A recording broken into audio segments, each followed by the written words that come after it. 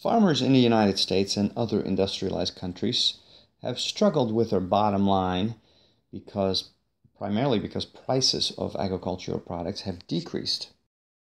To help farmers financially, farm programs are in place essentially to subsidize farmers. One such program is price supports, and we're going to talk about price supports right here. Let's say that the demand for a particular agricultural product, for example, corn or wheat, looks like this. So we have the demand curve here, and let's say that the supply curve is like that.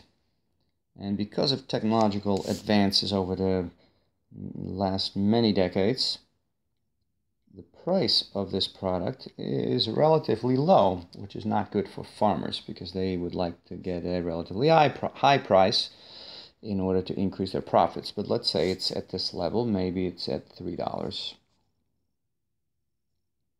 And at $3, many farmers are struggling financially. So what the government does is they will say, by law, farmers are going to sell their product for $5, and they will get $5 for a bushel of wheat or a bushel of corn instead of the free market price of $3.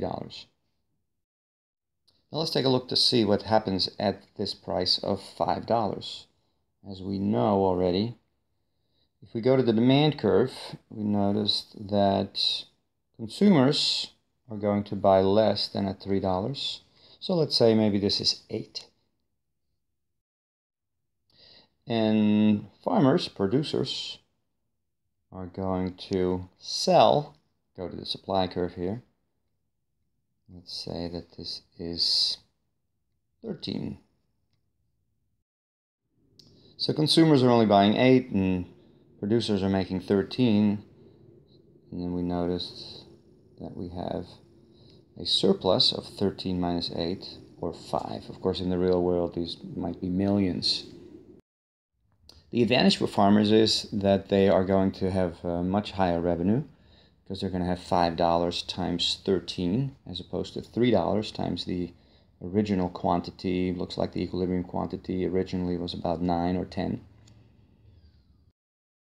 The disadvantage is that the agricultural prices are going to be higher, so consumers are paying a higher price for food.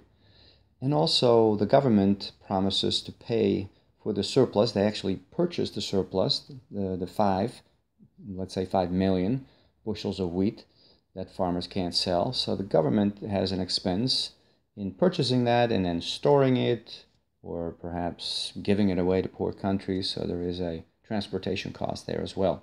So taxes will be higher and consumer prices will be higher.